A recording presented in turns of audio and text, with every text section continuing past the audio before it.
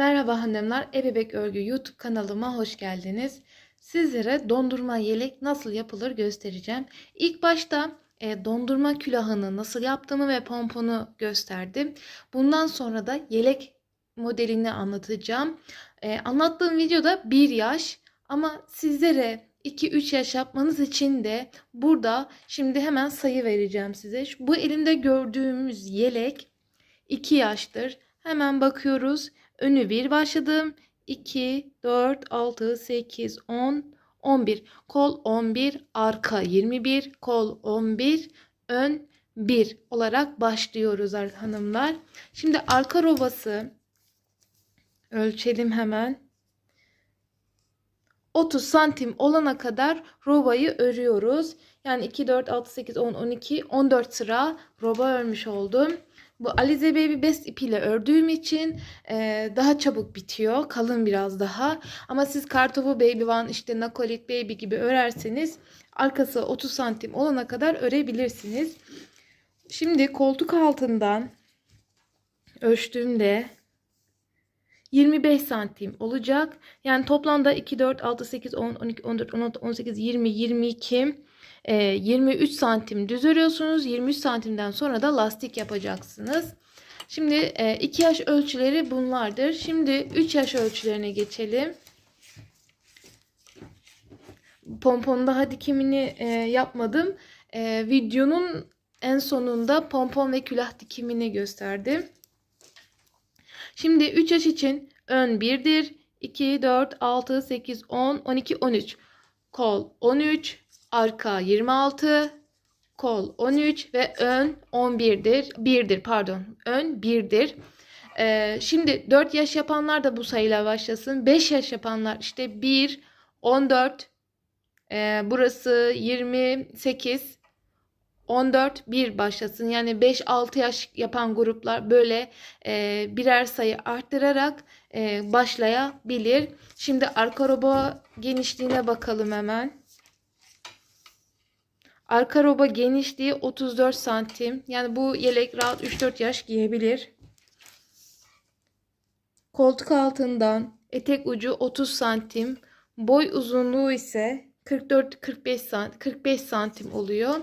Evet, yelek de bu şekilde. Şimdi 1 yaş yeleğe aslında 2 tane ip yeterli oluyor. Fakat şu ilik yerine gelince pek yetmiyor. Hani 2,5 diyelim. 2 yaş yeleğe 3 tane, 4 yaş yeleğe de 4 tane ip gidiyor.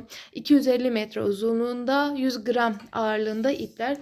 Ördüğüm tığ ise bu beyaz zemini ördüm. 2,5 milim tığ ile ördüm. Bu külahları da 3 milim tığ ile ördüm. Çünkü çift kat iplen ördüm. Zaten hemen bu külah yapımını, pompon yapımını gösteriyorum. Ondan sonraki video 1 yaş yelek için ölçüler, sayılar verilecek. Zaten orada da ne yapmanız gerektiğini anlattım. Videoyu iyi dinlerseniz çok güzel bir yelek modeli çıkartabilirsiniz. Şimdiden herkese kolay gelsin ve başlıyoruz. Evet, dondurma külahı için 2 kat ip kullanıyoruz. Bu kullandığım ip Kartopu Baby One ipi ve incedir. Şimdi ipim hem ince olduğu için hem külahlar böyle gösterişli ve güzel olsun diye 2 kat kullanıyorum ve 3 milim tığ. Şimdi 3 tane zincir çekiyoruz. 1, 2, 3. Tel aldık. Bir tane zincir atlıyoruz. İlk birinci zincirden batıp yalancı trabzan yaptık. Şimdi bir zincir çektik ve döndük. Şimdi burada bir tane yalancı trabzan var. Biz buraya 2 tane şimdi yalancı trabzan yapıyoruz. Şimdi bir zincir çektik, döndük. Şimdi 1, 2, 3 diye arttıracağız. Şimdi buraya 1, 2, 3. Şimdi burada 1, 2 ve 4 diye arttırmamız lazım fazla. Eğer 3 olsaydı dar gidecekti. Şimdi Bir zincir çektik, dönüyoruz. Şimdi hiç arttırma yapmadan 4 tane yalancı trabzan yapıyoruz. Bir zincir çektik ve döndük. Bu köşelere çiftler batıyoruz. 1 2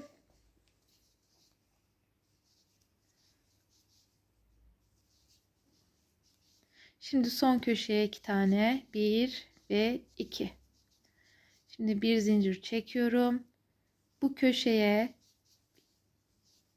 bir tane batacağım. Şimdi bir sıra arttıracağız, bir sıra arttırmayacağız.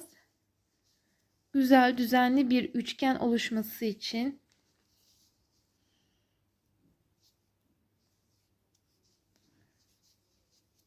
Şimdi arttırıyoruz. 1 ve 2. Bakın. Şu an 1, 2, 3, 4, 5, 6, 7. 7. sırada arttırdım.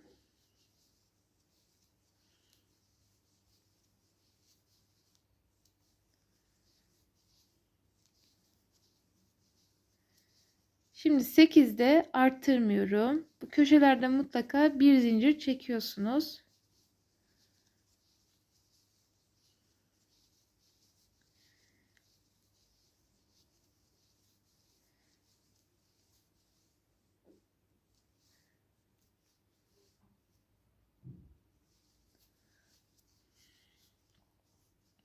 Bakın. Hani bir sıra arttırıp bir sıra arttırmadan yaparsak çok muntazam düşüyor. Ama full hep arttırıp gidersek böyle kabak çiçeği gibi açılacak. Şimdi artırıyoruz. 9. sıradayız.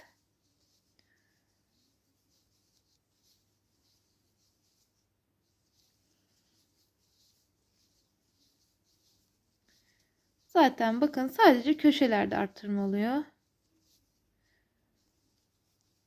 1 ve 2. Şimdi bir zincir çektim. Şimdi yeleğiniz mesela eğer küçükse çok büyük dondurma külahı yapmayın. Eğer büyükse benim şimdi 3 yaş yeleğim. Onun için mesela 11. sırada arttırma yapacağım.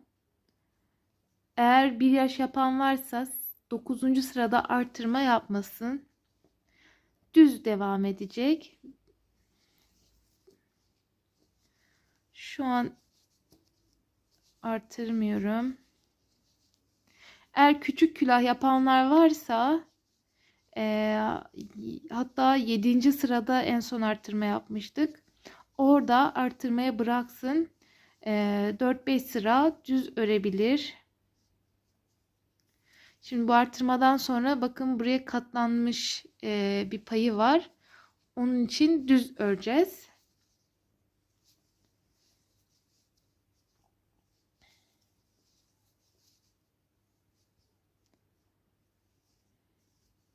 Şu an artırmıştım. Evet. Şöyle baktığımda sayalım. 1. Şimdi 2. sırada zaten artırma yapmıştık. 3. sırada da artırma yapmıştık. Ama 4'te tek, çift, tek, çift, tek, çift, tek. Şimdi çift yapıyoruz. Arttırıyoruz yani.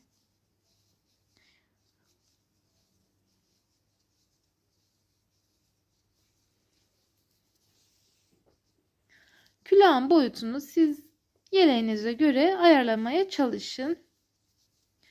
Şimdi bu son artırmamız. Daha arttırma yapmayacağım.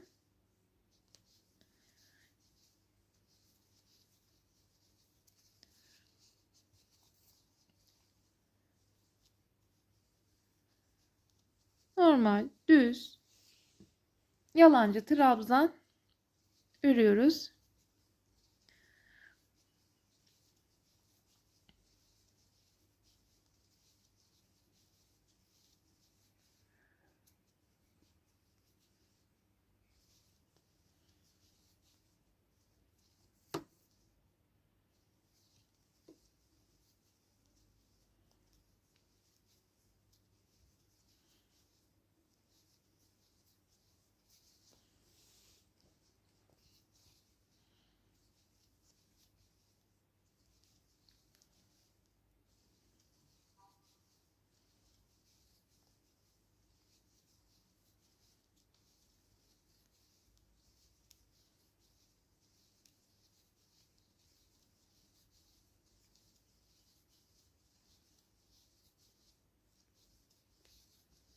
Evet.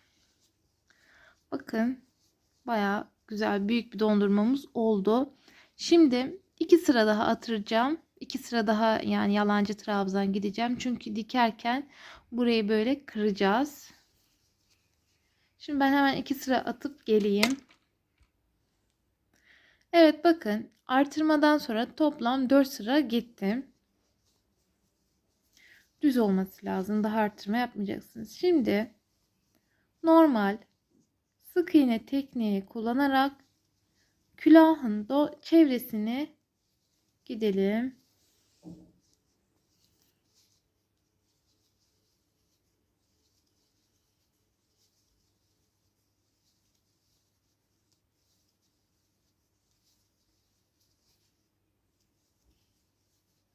Evet bu köşeye 3 tane batalım.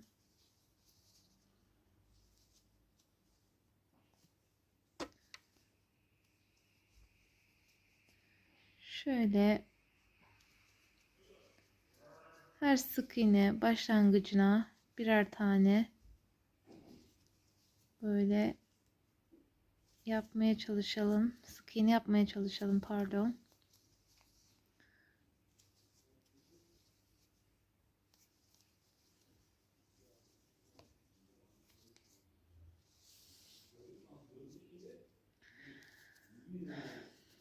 Şimdi dondurmanın altındaki yeri göstereceğim. Dip şuradaki yeri göstereceğim size. Şimdi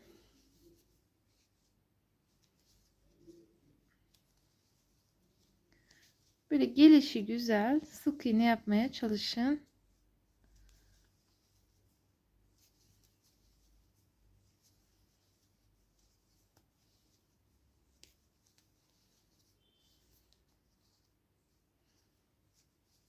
Evet. Şimdi burası dondurmanın dip kısmı olduğu için böyle 3 tane yapalım.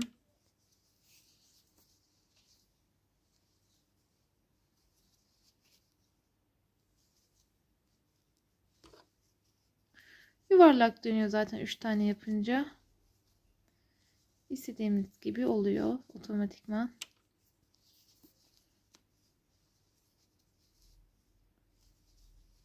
Evet ben hemen burayı bitireyim bu köşeyi de. Evet son sık iğneyi de yapıyorum. Direkt çıkış yaptım. Ve külahı bitirdim. İpi uzun kestim biraz saklamak için. Bakın külahımıza. Şimdi büyük olduğuna bakmayın. Normalde yeleğim bayağı büyük. 3 yaş yaptım yelek. Bakın çok da güzel bir külah oldu. Şimdi külahın üzerindeki bu çarpı işaretleri var. Onları göstereceğim. Evet, kalın iğne alalım. İpi 2 kat yapalım ve düğümleyelim mutlaka. Böyle 2 kat iplen bu zinciri yapacağız. Ben tığ ile yapmaya çalıştım ama yapamadım bir türlü. Güzel muntazam düşüremedim. Onun için iğne ile yapacağız. Zincirleme tekniğiyle. Bakın külahın hemen şuradaki bir parmak üstü diyelim.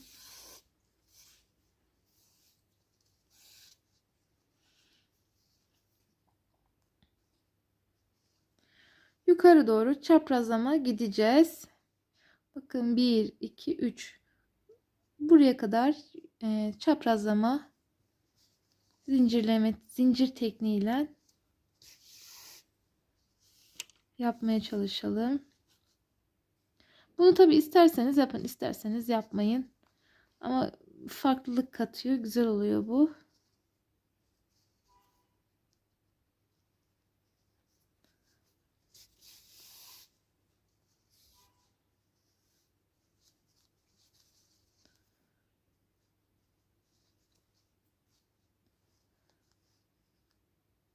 Şöyle yapalım.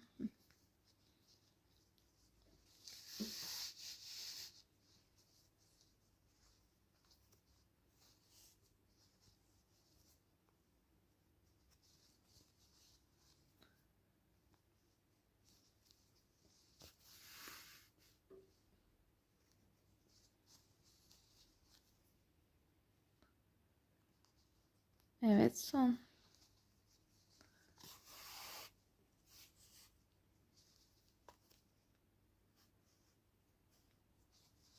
Bakın bu şekilde zincirleme tekniğiyle külaha çizgi yapabilirsiniz. Şimdi buradan da böyle. Sonra buradan başlayacağım. Buraya gideceğim. Buradan böyle çaprazlama ilerleyeceğim.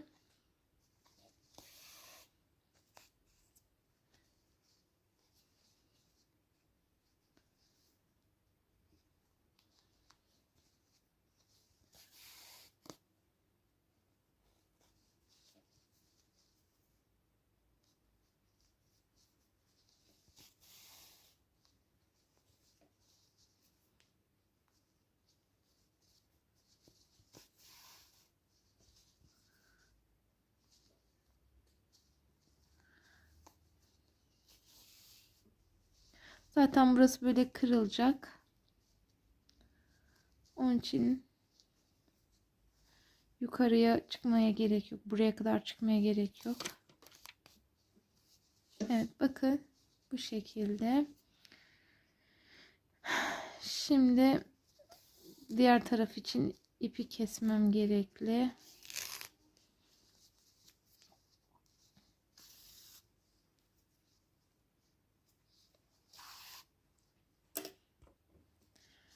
Evet, bakın külahın diğer yerini de zincirleme tekniğiyle bitirdim. Şimdi zaten bu külahı videonun sonunda nasıl diktiğimi göstereceğim.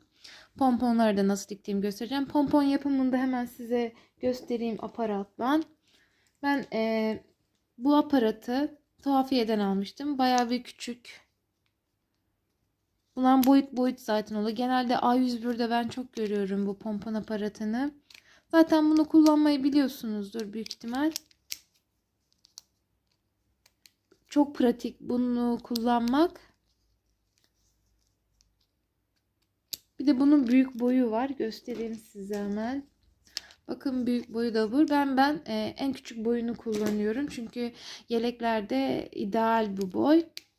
Şimdi hemen ipi böyle 2 kat yapıp pomponları o şekilde sardım ve daha çabuk da bitiyor. 2 kat sarınca böyle bu şekilde hızlı sarıyoruz. Ben şimdi 6 tane pompon gerekli dondurmalı yelek için. Zaten bunu sardıktan sonra kırpacağız. Yüz yuvarlak yapmak için fazla ipleri kırpmamız lazım. Hatta şöyle göstereyim size, bakın. Bu kadar bir boyut oluşuyor. Ben bayağı bir dolduruyorum tok olsun diye. Sonradan makasla bu şeyi yüz yuvarlak bir form veriyorum. Bu pomponu gösterdikten sonra yelek videosuna geçeceğim. Yelek videosunda yeleğe yapılışını anlatacağız. En sonda külah nasıl diktiğimi, pomponu nasıl diktiğimi size göstereceğim. Bakın böyle iyice doldurun. Böyle az bırakmayın. Böyle tok olmuyor. Küçük bir pompon olur. Onun için böyle bayağı bir doldurun, sarın. Şimdi şurayı da böyle yapalım. Şimdi diğer yere geçiyoruz.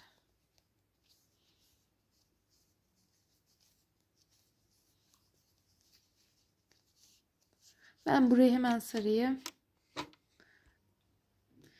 Evet, iyice sardık ve kapatıyoruz iyice ve iyice kapattığınızdan emin olun çünkü açılıyor bu keserken.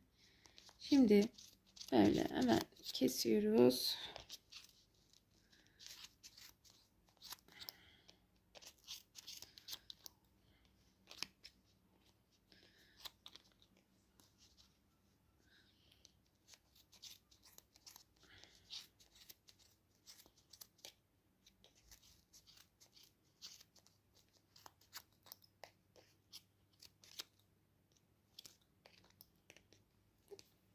Şimdi ipi uzun ve 2 kat yapacaksınız. Çünkü bağlayacağız.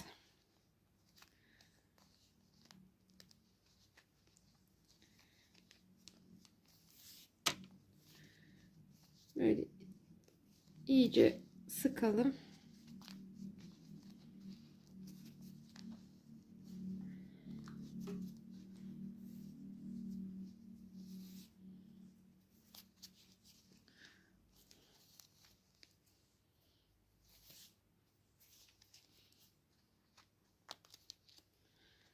Böyle sağlam olsun diye birkaç kere döndürüyorum.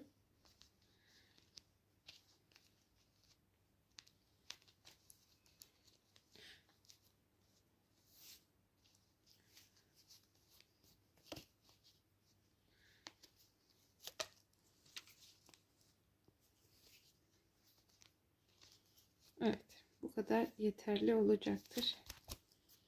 Şimdi hemen açıyoruz.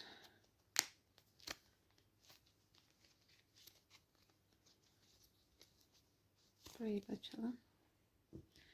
Evet, bu ipleri sakın kesmeyin çünkü bu iplerle pomponu dikeceğiz. Bu fazlalıkları makastan yüz yuvarlak olan kadar kırpalım. Bu kadar pompon anlatımı. En son nasıl diktiğimi göstereceğim yeleğe. Şimdi yelek videosuna başlayalım. Zincir çekelim. Sayarak zincir çekeceğiz. Şimdi düğüm yaptık. 1. Zaten crop hırkalarda ön her zaman 1'dir. 1, 2, 3 yaş, 4 yaş, 5 yaş hangi yaş grubu yapıyorsanız ön her zaman 1 zincirdir. Şimdi 1 yaş yapanlar 10 zincir çeksin. 2-3 yaş yapanlar 11-12 zincir çeksin. Yaş büyüdükçe birer zincir artıralım. Şimdi ben 1 yaş 6 aylık 1 yaş yaptığım için 10 tane zincir çekiyorum. 1, 2, 3, 4, 5, 6, 7, 8, 9, 10. Bu 10 tane zincir kol oluyor. Bir ön, 10 kol. Şimdi arka için 20 tane zincir çekeceğiz. 2-3 yaş, 4 yaş yapanlar 21, 22, 23, 24 bu şekilde zincirleri büyütsün. Birer her yaş grubuna bir zincir fazla çekin. Ben şimdi 20 çekiyorum. Yeni doğan yapanlar da 1, 10, 20 bu sayılarla başlasın. Şimdi 1, 2, 3, 4, 5, 6, 7, 8, 9, 10, 11, 12, 13, 14, 15, 16, 17, 18, 19, 20. Zinciri çekerken mutlaka gevşek çekin. Sakın sıkı çekmeyin. Şimdi kol arkaya çektik. 20 yaptık. Dediğim gibi diğer yaş grupları yapanlar birer zincir arttırsın. Kol içinde 10 yapıyorum. 1, 2, 3, 4, 4, 5, 6, 7, 8, 9, 10. Şimdi bir ön için çekiyoruz ve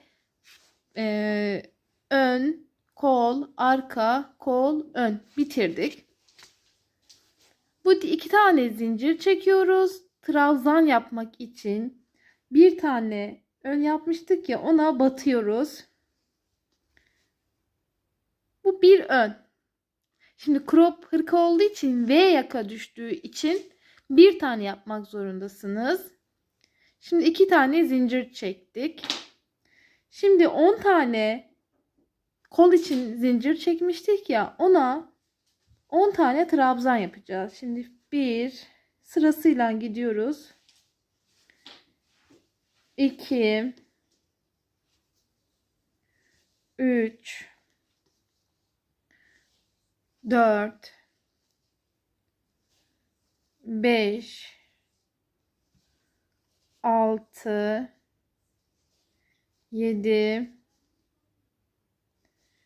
8 9 ve 10. Kolu yaptık. 10 tane zincir çektik. Sayalım. 2, 4, 6, 8, 10. Şimdi tekrardan 2 zincir. Kol ayrımlarında hep 2 zincir çekiyoruz. Şimdi arkaya geçiyoruz. 20 tane. Şimdi diğer yaş grupları yapanlar diyelim 11 ise 11 yapsın. 12 ise 12 trabzan yapsın. Şimdi arkaya geçiyoruz. Ben 6 aylık bir yaş yaptığım için 20 tane yapmıştım. 2-3 iş yapanlarda hani 21 kaç zincir çektiyse 22, 23, 24 ona göre trabzanı yapsın. Şimdi ben buraya 20 tane bakın zincirlerin arasından içinden girip 20 tane trabzan yapacağım.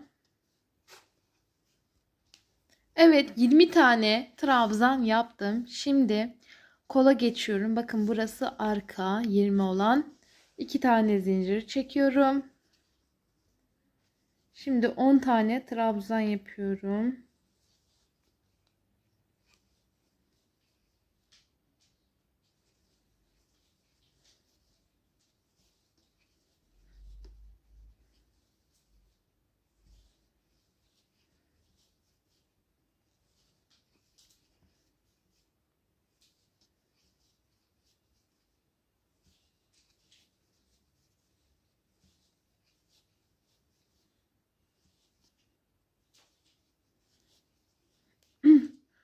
İki, 4, 6, 8, 10. Evet son bir tane. Ben sayıyorum. Mutlaka siz de sayın. Şimdi bir tane zincir kaldı. Orası da ön oluyor. 2 tane zincir çekip hemen bakın bu şekilde ilk sıramızı bitiriyoruz. Şimdi 2 tane zincir çektim. Trabzan yaptık. Ondan sonra 2 zincir çekiyoruz. Şimdi bakın bu trabzanın tepesine tam 2 tane trabzan yapıyoruz. Çift sayıya geldiğimizde çift batıyoruz. Şu an ikinci sıra olduğu için ikinci sırada arttırma yapacağız. Üçüncü sırada mesela artırma yapmayacağız. Dördüncü sırada artırma yapacağız. Yani çift sayılarda her zaman artırma yapacağız. Tek sayılarda artırma yapmayacağız. Şu an ikinci sıradayız. Onun için artırma yapacağız bu kol ayrımlarına. Şimdi bakın trabzanın tepesine 2 tane battım. Kol ayrımlarının kuralı değişmez. Her zaman boşluğa bir trabzan, 2 zincir, bir trabzan ve kolun ilk trabzanına çift batıyoruz. Bakın burası 10'du ya. Birinci trabzan tepesine çift ve son 10. trabzan tepesine çift batacağız. Bu diğer sıralara tek trabzan yapacağız. Bu crop hırkayı gerçekten size çok detaylı anlatacağım. Her püf noktasını göstereceğim. Şimdi birer tane yapıyoruz.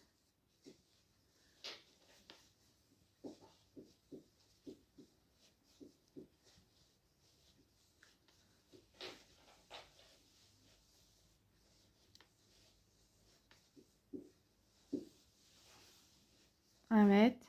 Bakın son 10'uncuya geldiğimiz için 2 tane yaptım. Şimdi pardon yanlış yaptım. Burada değil. İpim karıştı bu arada. Eyvah eyvah.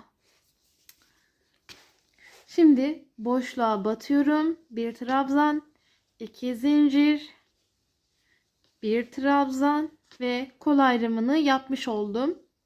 Şimdi bakın arkaya geldim. Arkanın birinci trabzanına çift batacağım ve sonuncu 20. trabzanına çift batacağım. Diğer sıralar tek olacak. Şimdi çift battım. Şimdi hiç artırma yapmadan 20. trabzana kadar örüyorum. Düz tek trabzan yapıyorum.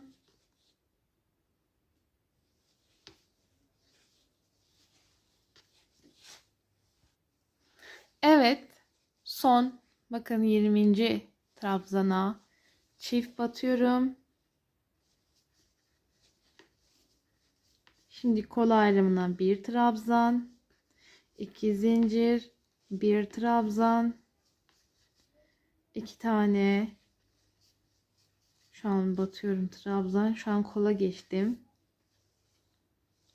Şimdi birer tane trabzan yapıyorum.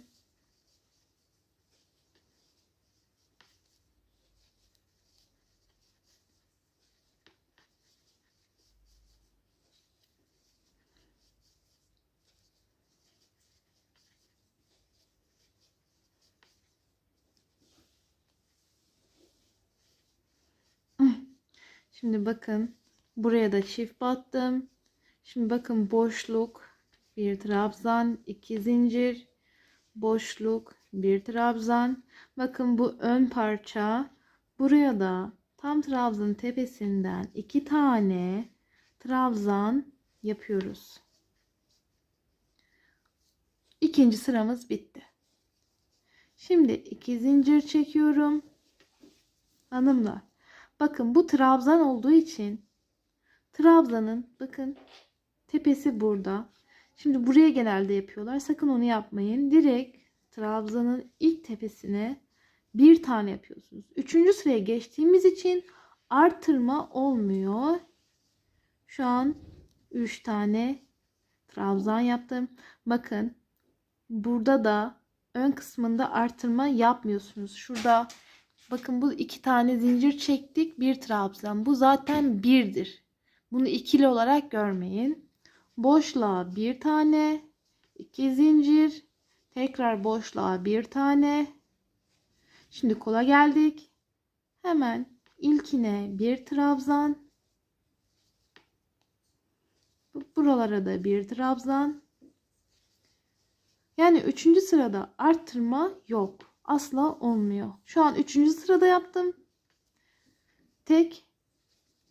4. sırada çift yapacağım. Orayı da göstereceğim size. Şu an bu kolu bitiriyorum. Hiç arttırma bakın yapmıyorum.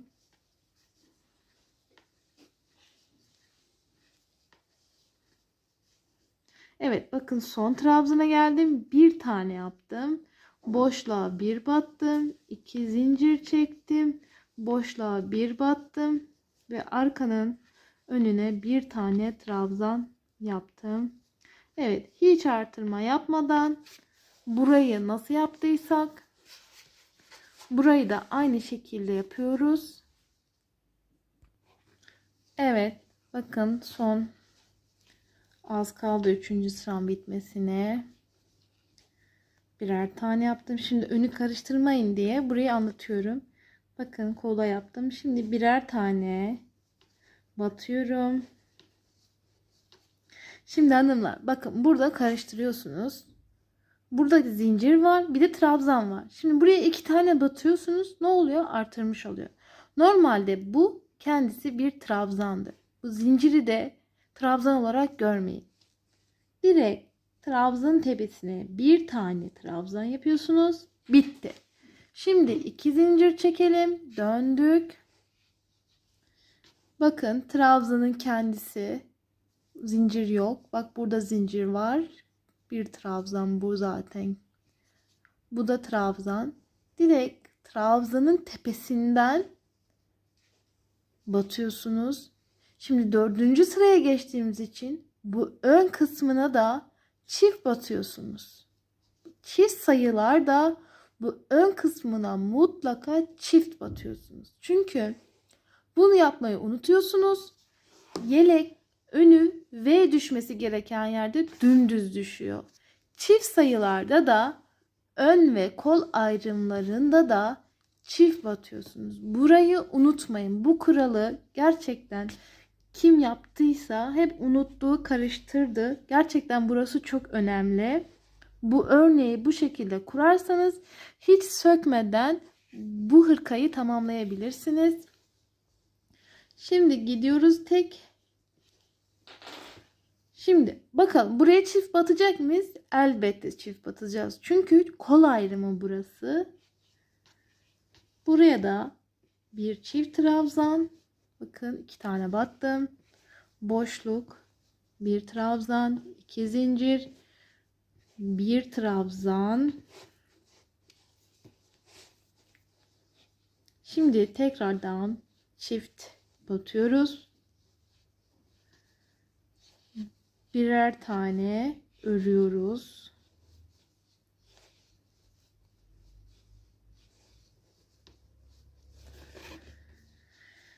Burayı da göstereyim.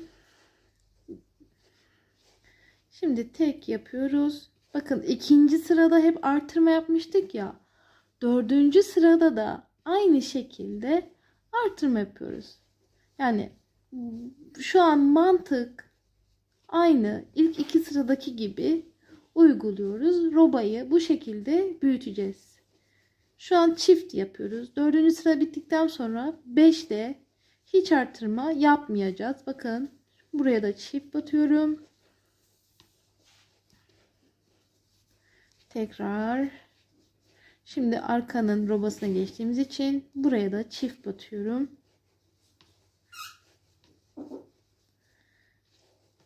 Şimdi diyeceksiniz ki neden boşluğa çift batmıyoruz da trabzanın tepelerine batıyoruz? Eğer boşluğa batarsak bakın şu boşluklar var ya, biri dolu biri az, biri dolu biri boş, biri dolu biri boş diye gözükecek. Hani bu kol ayrımı eşit güzel düşmüyor. Onun için trabzan tepelerine batarak robayı büyütüyoruz.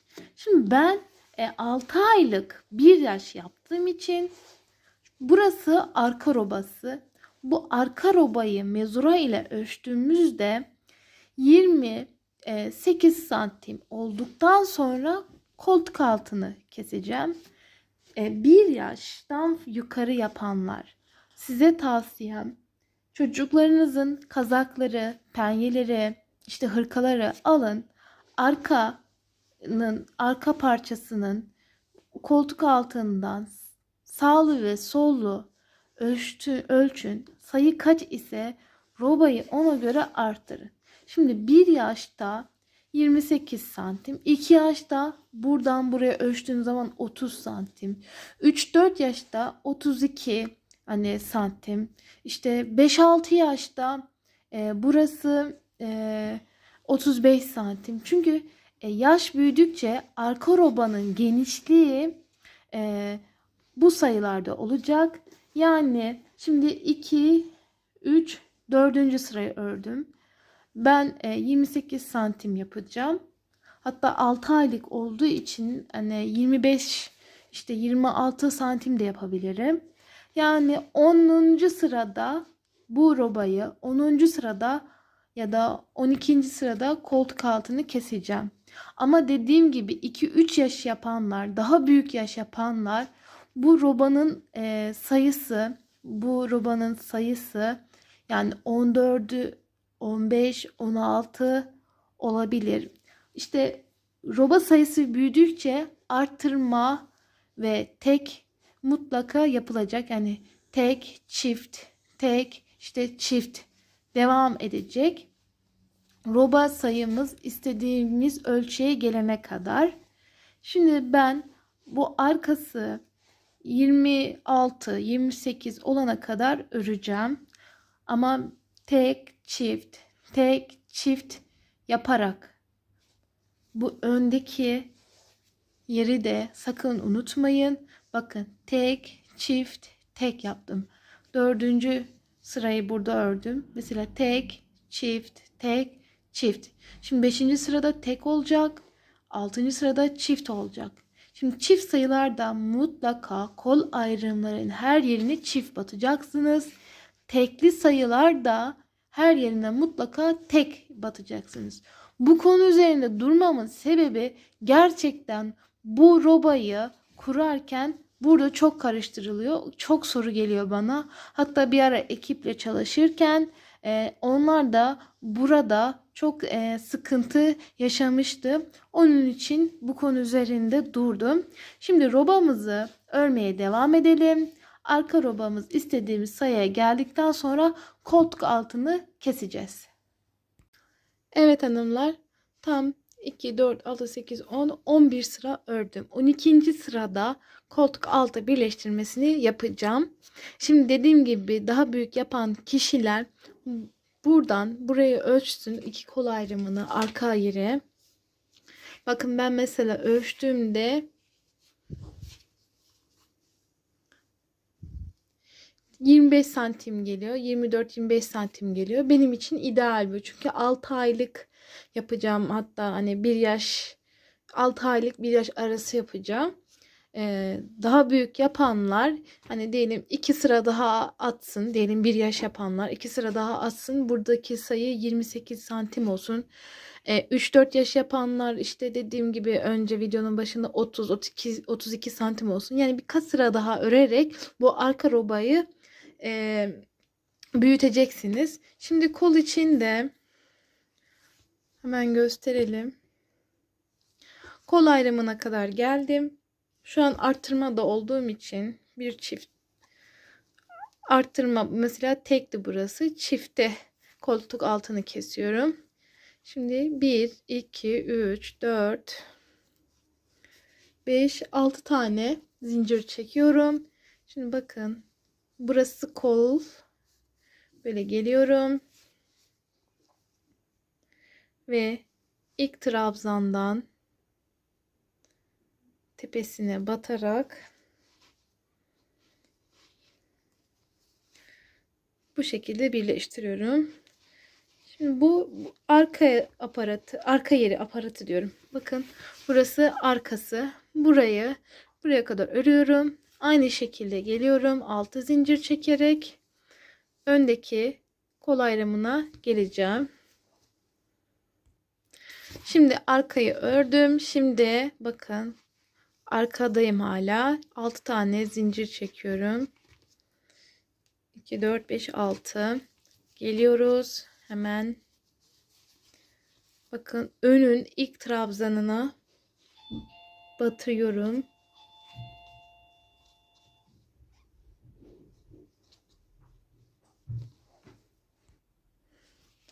Evet, 6 zincir çektik. Hemen önü trabzan yaparak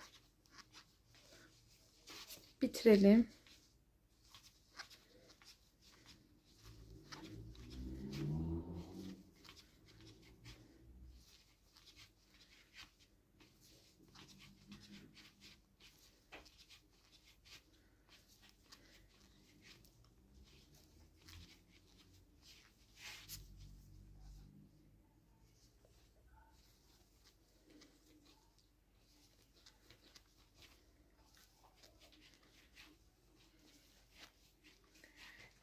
Şimdi buradan sonra normal düz öreceğiz.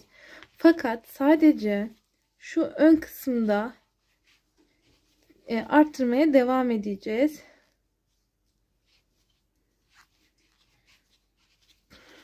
Şimdi bakın, koltuk altı birleştirirken zaten çift başlamıştım. Önü de çift bitirdim. Şimdi çift yaptığıma göre tek yapacağım.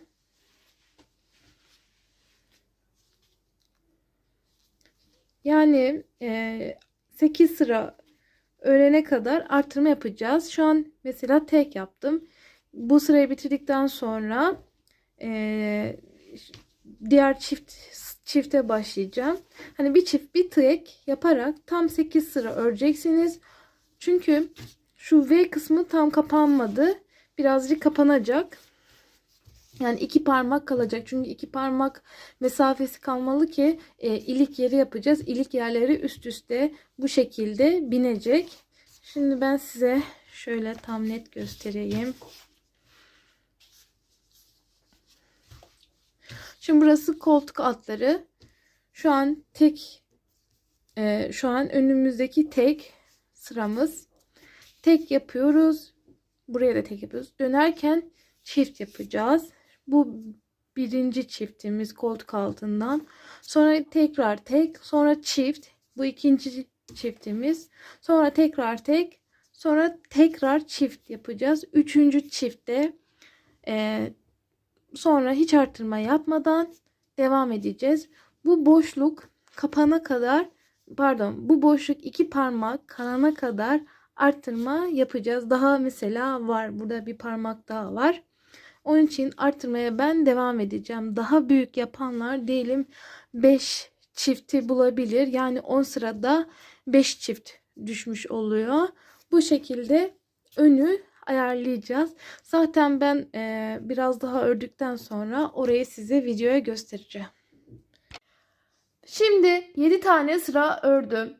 7 sıra örerken tam bir çift, bir tek, bir çift, bir tek.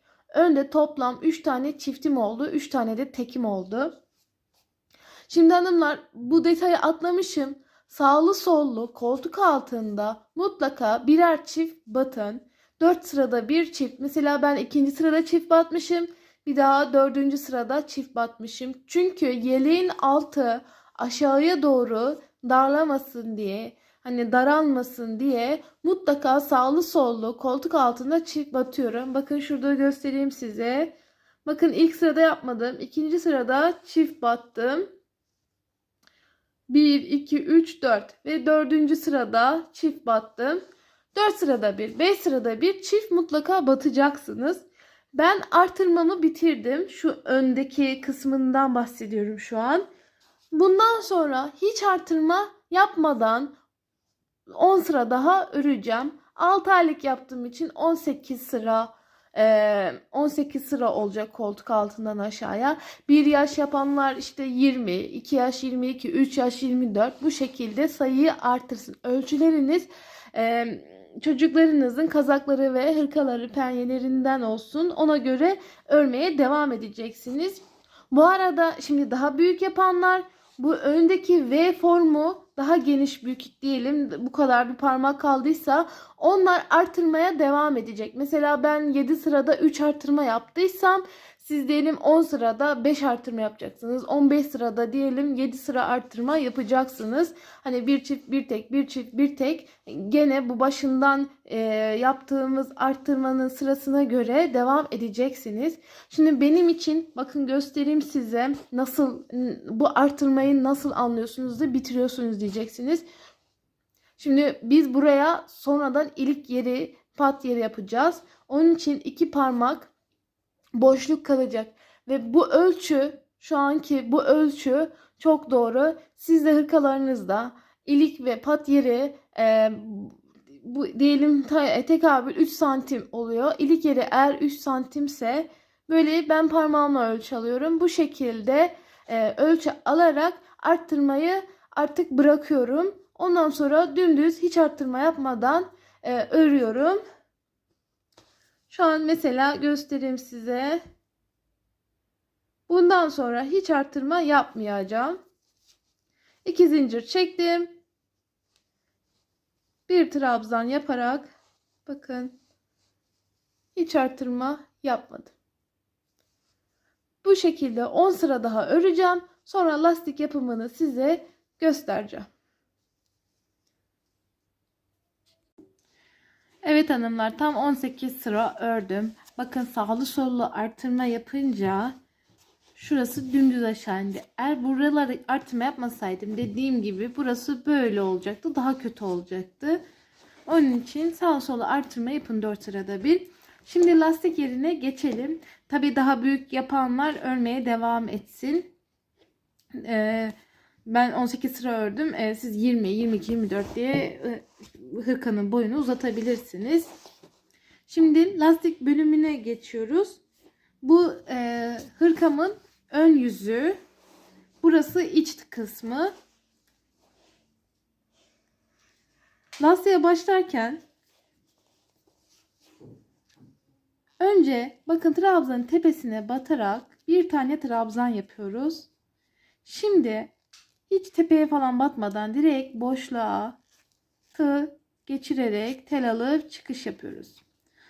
Trabzanı bu sefer geriden, bir önden bir arkadan tel alıp trabzan yapıyoruz. Bakın şimdi arkadan aldım. Şimdi önden ve arkadan. Bu şekilde bu sırayı tamamlayalım. Sonra ikinci sırada ne yapılacağını size göstereceğim.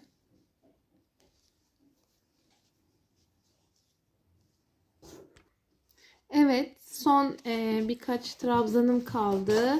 Şu şekilde göstereyim, bakın.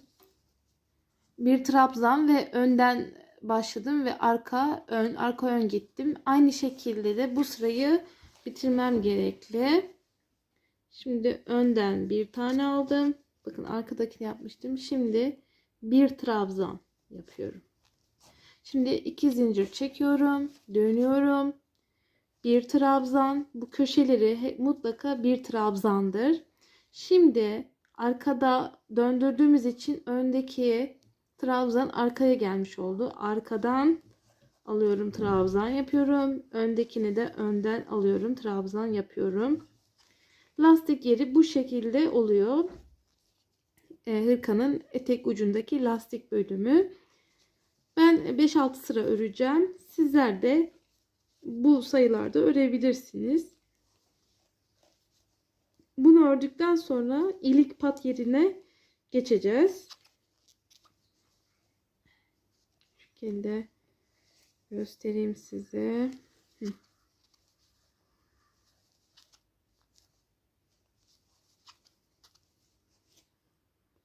Evet, bitirelim. Sonra ilik yerine geçeceğiz. Tam 5 sıra ördüm. Sık iğneyi yeleğin düz tarafından, ön kısmından mutlaka yapacaksınız. Ters kısmından sık iğne yapmayın. Çünkü ters kısmından yaparsanız yeleğin ön kısmında kötü durur. Muntadan düşmesi için sık iğneyi yeleğin ön kısmından başlayalım. Şimdi lastik yerini yaptım, bitirdim. Bakın bu şekilde trabzanın ortalarından giriş yaparak, bakın burada da tepeler, trabzanın tepesi. Şu an zincirin böyle ortasından girdim, aldım. Şu an tepeleri, yani bir trabzan tepesi, bir de trabzan ortası. Şu an zincirdeyim. Zinciri böyle içinden girip çıkıyorum. Hani bir tepe bir orta, bu şekilde batarak sık iğneyi yapın. Şimdi burada lastik olduğu için pek anlaşılmıyor. Şimdi size göstereceğim. Bakın. Bu trabzanın bu boşluğuna batmayın. Delikli delikli duruyor. Böyle ipi trabzanın ortasını böyle geçirin. Yarın yani. Sık iğne yapın. Trabzanın tepesi. Şu an 2 tane zincir. Zincirin ortasından girdim. Şu an tepesi. Bu şekilde komple sık iğne yapalım. Sonra trabzan yapacağız. Bitirdikten sonra orayı da göstereceğim size. Evet, son sık iğneyi de yapıyorum.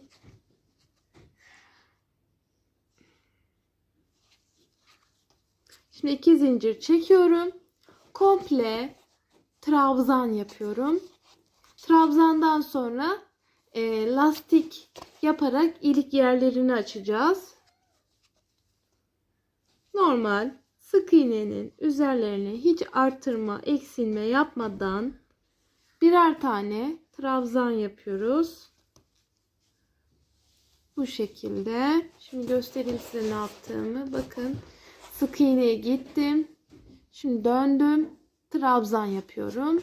Buraya kadar trabzan yapıp ilik yerini göstereceğim. Evet, son trabzanı yapıyorum. Şimdi bu hırka kız yeleği olduğu için giderken ilik yerini açacağım. Kızlar da sağ, erkekler de sol tarafa açılıyor. Şimdi hanımlar, ben ilik yerini tam dibinden kuruyorum. Çünkü burada lastik olduğu için böyle yukarıda kurduğunuz zaman kötü duruyor. Onun için önce bir tane trabzan, sonra önden bir tane, bir zincir, bir boşluk, yani bir trabzan atlıyorum. Direkt önden alıyorum. Şimdi arkadan bir tane aldım. Önden bir. Arkadan bir. Bakın, normal lastik yeri gibi örüyorum. Bakın, burası ilik yerim.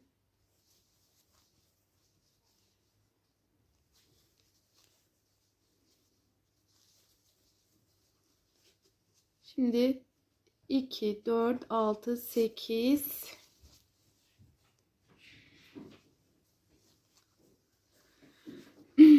pardon 2, 4, 6, 8, 10, 11. Şimdi burası biraz kısa oldu. Hani ilik mesafesi. Şimdi önden saydığımda 2, 4, 6, 7 tane önden olduğu zaman ikinci ilik yerini açacağım. Şimdi 1 yaş yapanlar bu sayıda gitsin. 2 yaş yapanlar diyelim önü 7 ya 8 yapsın. Şimdi bir zincir. Boşluk atlıyorum. Önden bir tane daha alıyorum.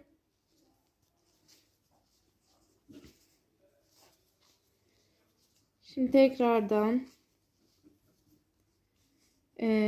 2, 4, 6, 7 pardon 1, 2, 3, 4, 5, 6, 7 öndekilerini saydığım zaman önden 7 tane var. Buraya da 7 tane önden yaptıktan sonra ilik yeri açacağız.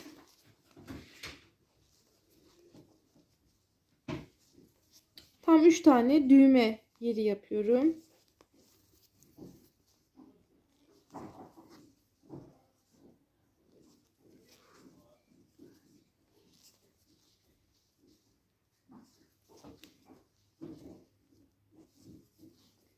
Sayalım. 2, 4, 6, 7.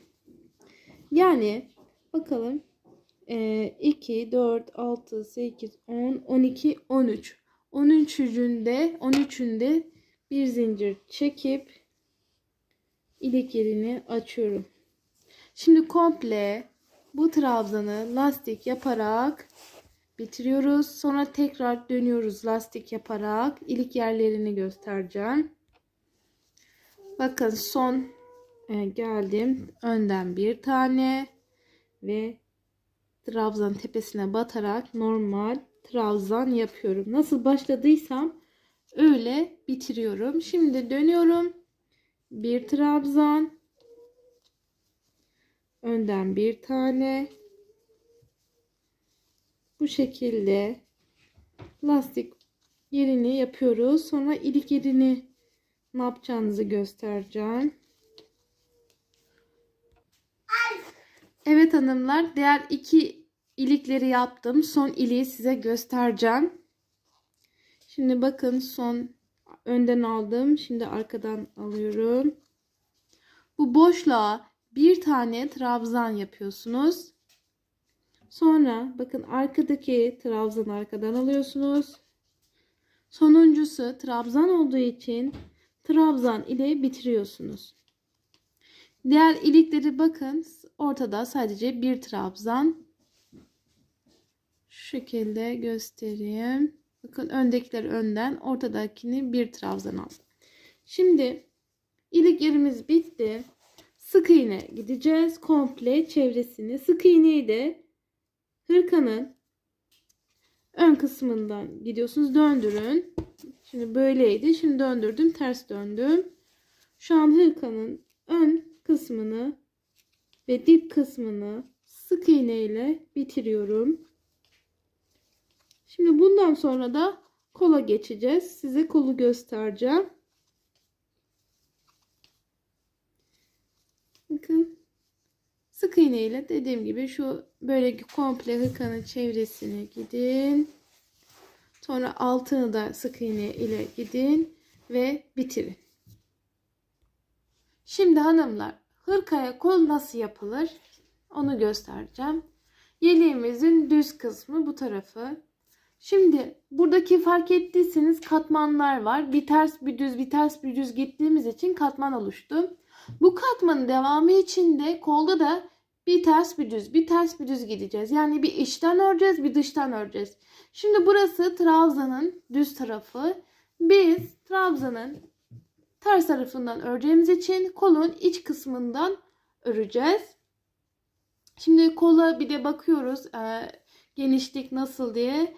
Biraz gözüme dar geldi. Bunun için şu zincirler var ya, kol ayrımı için yaptığım 2 zincir. Oradan teli takıyorum. Biraz ipi uzun bırakıyorum. Çünkü koltuk altını burayı böyle birleşince koltuk altı boş kalacak. Bu boşluğu da bu iple dikeceğiz. Şimdi hemen 2 zincir çekelim. Bakın burada 1 2 tane yaptım. Burayı yaptık ya. Buraya da 2 tane yapacağız. Tam böyle koltuk altı çizgisi kolunun tam ortasından olmuş olacak. Hani sağ sol kaymasın. Burada artırma yaptıysanız burada da yapın. Ben deneme yaptığım zaman, diyelim burada yaptığım zaman burada yapmıyordum. Bu sefer kol çizgisi ön tarafta ya da arka tarafta gözüküyordu. Onun için artırmaları aynı şekilde mutlaka yapmalısınız. Şimdi normal trabzan yapıyoruz. Bakın trabzanın tersi, düz tarafından örmedik. Ben hemen bitiriyorum, buraya geliyorum. Evet, şimdi bu zincirlere de birer tane trabzan yapıyorum. Çünkü kolum dar geldiği için artırmam yapmam gerekliydi. Bunun için de zincirlere batarak artırma yaptım. İsterseniz koldaki sayıyı ne kadar öğrenelim. 2, 4, 6, 8, 10, 12, 14, 16, 18, 20, 22, 24, 26, 28, 30, 32, 34, 36, 38, 40, 42, 44, 44. Şimdi 6 aylık bir yaş arası yaptığım için biraz ideal.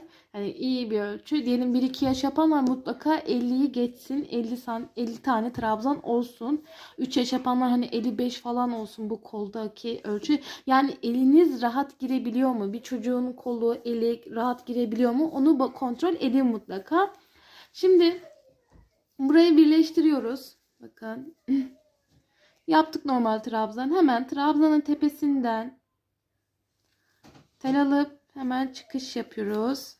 2 tane zincir çekiyoruz. Şimdi içten ördüğümüz için bakın trabzanın düz tarafı burada. Bu sefer ne yapıyoruz? Döndürüyoruz. Direkt trabzanın tepesinden batıyoruz. Evet hanımlar, bu kadar basit bu kol. Şimdi diyeceksiniz ki kaç sıra örelim? Şimdi ben bedeni 18 tane trabzan 18 sıra ördüm. Sonra lastik geçtim. Kol da aynı şekilde olacak. 18 sıra öreceğim. Sonra lastik yapacağım. Şimdi siz 2-3 yaş yapanlar 20 sıra ördüyseniz kolu da 20 sıra öreceksiniz. Lastik yapacaksınız. Hani bu şekilde kol boyunu bedenine göre ayarlayacaksınız. 24 sıra ördüyseniz kolu 24 öreceksiniz. Sonra lastiği yapacaksınız. Şimdi bu kolu yaptıktan sonra koldaki manşetteki lastik, yani şu bilekteki bakın şimdi ne oldu? Kol gevşek ama manşet kısmı, bilek kısmı dar. Şimdi bu uygulamayı örgüde nasıl yapacağımı göstereceğim size. Eksiltme yapacağız. Şimdi 18 sıra öreyim, sonra manşeti göstereceğim size. 18 sıra ördüm, kolu bitirdim. Bakın birleştirme yeri ne kadar muntazam düştü. Şimdi buraya manşet yapacağız. Burayı gösteriyorum ki bakın, şimdi son bir trabzan kaldı. Yapıyorum. Birleştirdim. Şimdi dışarıdan örüyorum ben. Manşeti yaparken tek yön yapacağız. İç dış yapmayacağız lastiği yaparken. Şimdi önden bir tane, arkadan 2 tane alacağız. Çünkü manşette biraz bilek kısmı dar olacak. Kol gibi geniş olmamalı. Kötü duruyor çünkü. Bakın arkadan 2 tane. Arkadan 2 tane, önden bir tane.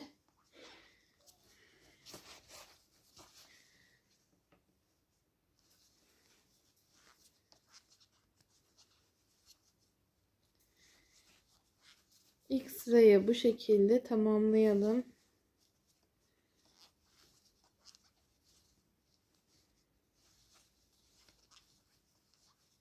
Ben hemen tamamlayıp geliyorum.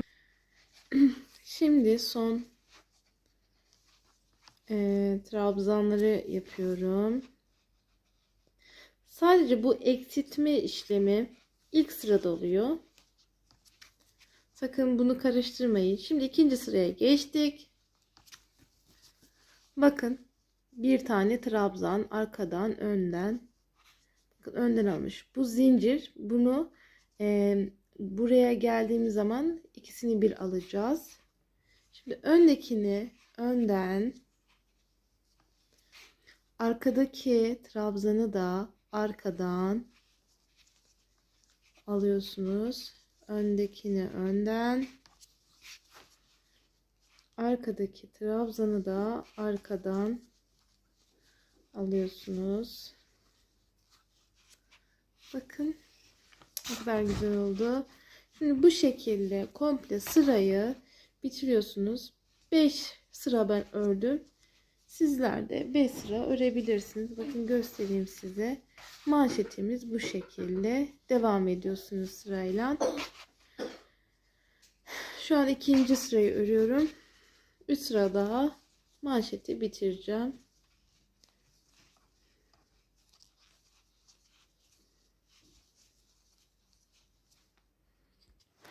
Evet, ikinci sırayı da bitiriyorum. Bakın bu zincirdi ya. Böyle arkadan alınca trabzanı, onu da böyle alıyorsunuz. Ve ikinci sıra bitiyor. 2 zincir çekip 3. sıradan devam ediyorsunuz. Manşet bu kadar. Ben 5 sıra toplam ördükten sonra kolum bitiyor. Evet hanımlar, hırkayı bitirdik. Manşetini de yaptık. Bakın komple çevresini de sık iğne gittik. Şimdi bu koltuk altında bir boşluk var ya. Hani burayı nasıl diktiğimi de göstereyim. Bazen hep buraya atlıyorum, pardon, unutuyorum. Ben size şimdi bu koltuk altını nasıl diktiğini göstereceğim. Normal böyle tam burası kol dikişinin ortası, böyle ayarlıyorsunuz. Sırasıyla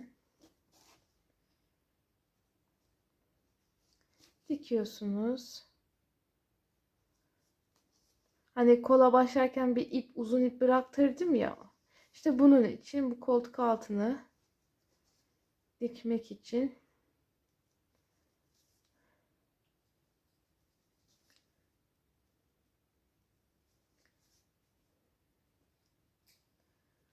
böyle ayarlıyorsunuz. Ben şimdi daha detaylı dikerim.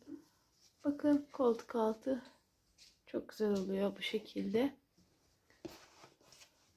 Evet hanımlar, bakın dondurma külahlarını dümdüz böyle dik açı şeklinde olacak şekilde güzelce yerleştirin. Hatta dondurmayı dikerken, bu kirşilerini dikerken iğneleyin. Normal iğne takın. Çünkü kaymasın. Ben biraz dikerken bayağı bir kaydırdım. Onun içine sabitlemek gerekli. Şimdi bunu dikerken mutlaka ipi katından ayırıyorum. 2 kat ip ile örüyorum. Pardon, dikiyorum. 2 ya da 3. Bakın 3 tane teli var.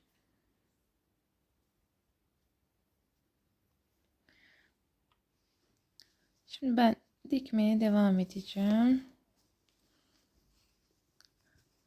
Bakın dikerken şu zincirin üstünden değil, zincirin içinden. Zaten ipimiz ince olduğu için anlaşılmayacak hiçbir şekilde dikiş izi.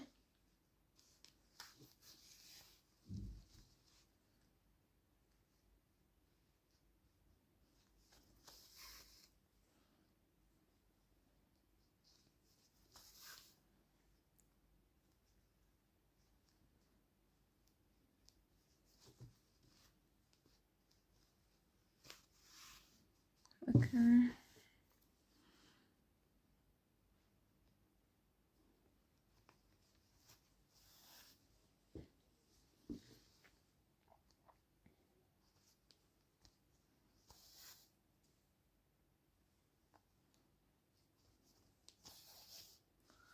Şimdi burayı katlıyoruz. Bakın eşit şekilde olmasına dikkat edin.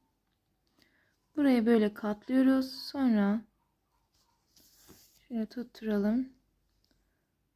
Burayı iyice böyle dikmeye çalışın.